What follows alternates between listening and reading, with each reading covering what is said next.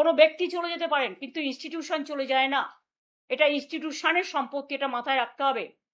আমি যেমন কারো ব্যক্তি সম্পত্তিকে দখল করতে পারি না, কারণ এটা তার ব্যক্তি সম্পত্তি নয়, এটা তার প্রতিষ্ঠানগত, তেমনি আমাদের সম্পত্তিও, মামাটি মানুষের সম্পত্তিও কেউ জোর করে দখল করতে পারে না।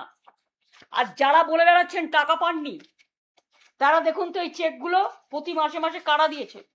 আমরা যদি না দিয়ে থাকি তাহলে আমাদের কাছে এত ডকুমেন্ট কোত্থেকে এলো? দেখুন দেখুন দেখুন, মেনটেনেন্স করি আমরা, প্রতি মাসে 1 লাখ টাকা করে ভাড়া দিই আমরা চেকে, ইলেকট্রিসিটি বিল দিয়ে আমরা, কর্পোরেশনের যা যা লাগে দিই আমরা। আর আপনারা গিয়ে সেন্ট্রাল ফোর্সকে নিয়ে গিয়ে তালা দিয়ে দিচ্ছেন।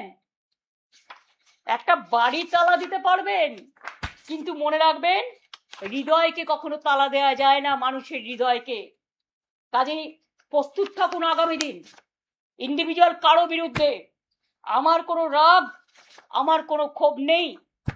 আমাদের পুরনো বিল্ডিংটা তৈরি হচ্ছিল বলেই, ভেঙে ভেঙে পড়ছিল বলেই আমরা একটা বিল্ডিং ভাড়া নিয়েছিলাম, রীতিমতো চেকে ভাড়া দিই। আর কত ডকুমেন্ট দেখতে চান? আমি আপনাদের পরপর একটার পর একটা সব দেখিয়ে যাব, সেটা ব্যাপার নয়। আপনারা কি বললেন? ভাড়া পান না। কেউ আবার বললেন আই এম অথরাইজড। অথরাইজ ছিলেন তখন, এখন নয়। এখন আপনি দল বদলু, অন্য জায়গায় গেছেন।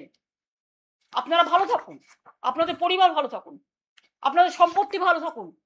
যে অ্যারেস্ট হয়েছে সে ছাড়া পাক। আমি জানি ফেস টাইম আমরা করি লাইভ, মানুষকে লাইভ দেখাবার জন্য।